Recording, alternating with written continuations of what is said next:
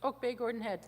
Thank you, Honourable Speaker, Honourable Chair. I have a couple of questions on, with respect to, I believe it's within the mandate of the staff that you have present, with respect to electrical vehicle infrastructure. The questions are as follows. First off, what are the Minister's plans in terms of building out the electrical vehicle charging infrastructure in this province?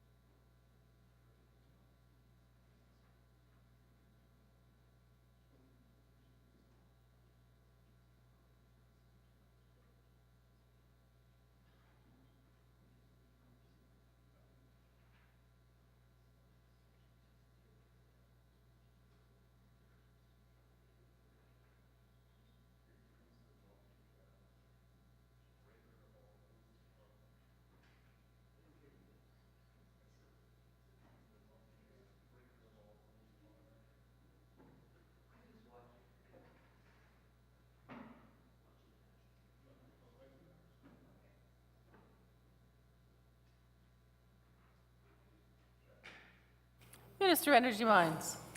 Thank you, and thank you to the member for the question. I'm actually really excited about the potential electric vehicles have in our future, and so how do we get there? And of course, the infrastructure for charging stations is really important, so I'm glad that the member brought this up. So he'll take note that there's $40 million in this year's budget over the next 3 years to invest in the electric vehicle program. $7 million of that is specifically earmarked for infrastructure, so for those charging stations. And we're partnering with other utilities, BC Hydro being one of them, but other utilities like Columbia Power Corporation, FortisBC, local governments, and to increase that overall $7 million and make those dollars go even further so that we can get more charging stations all across the province. I'll just let the member know as well is that BC Hydro currently owns and operates 30 electric vehicle fast charging stations. They have 29 more slated for construction. And they are, to do that, to accomplish that, they are partnering with Fortis BC and with the province, as well as I mentioned, Natural Resources Canada and site hosts. So for example, you pull up to the Canadian Tire and you see a BC Hydro charging fast charging station. Well, that's a result of that partnership. Oak Bay, Gordon Head. Thank you, Honourable Speaker. I do appreciate there being the high voltage DC charges that BC Hydro has done. Unfortunately, those chargers are not maintained by BC Hydro, and it is not uncommon to pull up to such a charging station and actually to have it inoperable. So my next question is, to what extent are BC Hydro planning to actually ensure that these high voltage DC charging stations are in operation and are not going to go down on an ongoing basis? For example, Duncan was down for a couple of weeks. We also have one in the interior where the chair of the executive director of the New Car Dealers Association was trapped with a bolt that could not charge because the HVDC was down, and nobody told anyone about it. So question is, to what extent is BC Hydro going to invest money to ensure in the ones that they operate in collaboration with Greenlots that these are actually in operation on an ongoing basis?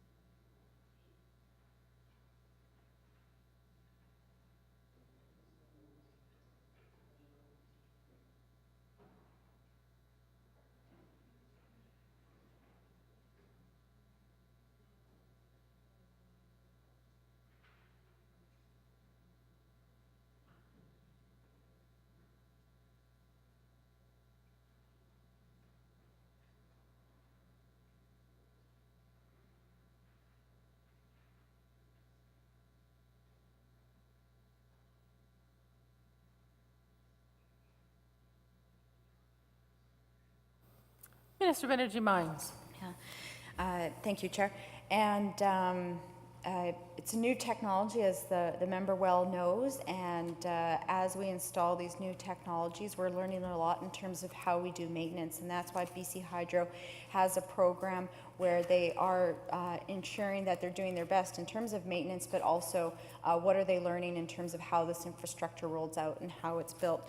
Part of that $40 million that I talked about earlier, that $40 million envelope, of $1.5 million is going to job training and public outreach and program analysis. So for example, when we have these types of issues with the infrastructure around charging stations, we're able to learn from it very quickly. We're able to train people so that they're able to maintain it appropriately on time. I appreciate that being out of a charging station for 2 weeks is excessive, and I'm sorry to hear that happened, but moving forward, we're definitely looking to learn from those lessons and ensure that we're doing a better job.